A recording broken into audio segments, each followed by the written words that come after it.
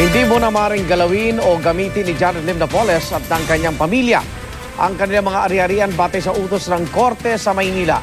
Saklaw rin ng utos ang mga pag-aari ni Ben Harluy, Ruby Tuason at iba pang personalidad at mga NGO na iniuugnay sa pork barrel scam. Pero hindi ang mga mambabatas. Bukas naman diringgin ng Korte sa Makati ang hiling ng kampo ni Napoles na operahan at i-confine siya sa St. Luke's Medical Center sa Taguig, bagay na pinag-aaralan na rin ng Justice Department. Saksi si Ruth Cabal. Initially, ang impression noon is right ovarian cyst. Okay. Ngayon naman, may bukol pero hindi naman sa ovary. Sa may uterus naman. Hindi alarming at this point of time. Walang problema. Sa kabila ng pahayag na ito ng pulisya kasunod ng pagpapasuri ni Janet Lim Napoles sa PNP General Hospital nitong Pebrero, hiniling pa rin sa korte ng kanyang kampo na maoperahan at ma-confine sa St. Luke's Medical Center sa Global City ang sinasabing pork barrel scam mastermind. Ayon sa motion nila sa Makati RTC, inirekomenda raw ng doktor ni Napoles at ng mismong OB-gynecologist daw ng PNP General Hospital na operahan para matanggal ang cyst sa uterus ni Napoles para di mauwi sa mas malalang sakit. Pero sabi noon ng OB-GYN ng PNP, okay naman po na nawala yung bukol dun sa ovary. Bukas diringgin ng korte kung pagbibigyan ng petisyon na pinag-aaralan na rin ng Justice Department.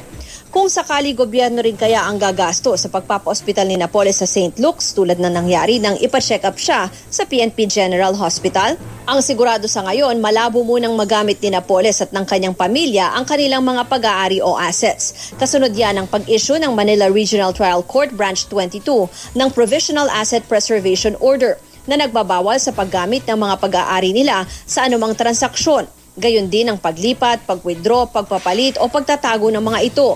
Bukod sa pera at iba pang monetary instruments, sakop ng utos ang mga sasakyan at real properties ng pamilya Napoles. Nakitaan daw kasi ng korte ng probable cause o sapat na batayan para paghinalaang ang mga nabanggit na pag-aari ay posibleng may kinalaman sa mga iligal na gawain tulad ng plunder at bribery. Kung matatandaan ayon sa NBI, may 22 real estate properties si Napoles, kabilang ang ilang nasa Makati, Muntinlupa at Bonifacio Global City. Saklaw rin ng utos ng korte ang pag-aari ni dating Congressman Rodolfo Plaza at ni Energy Regulatory Commission Chair Zenaida Ducut na ayon sa mga whistleblower ay naging agent din daw ni Napoles.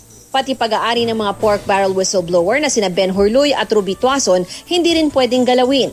Hindi pa tiyak kung paano makakaapekto ang utos sa pangako ni Tuason na ibalik ang 40 milyong pisong kickback na natanggap niya umano para sa mga transaksyong pinangasiwaan sa pagitan ng mga peking NGO ni Janet Lim Napoles at ng ilang mambabatas. Kabilang ang pagbabalik niyan sa mga inaasikaso umano ni Tuason kaya nasa Hong Kong siya ngayon.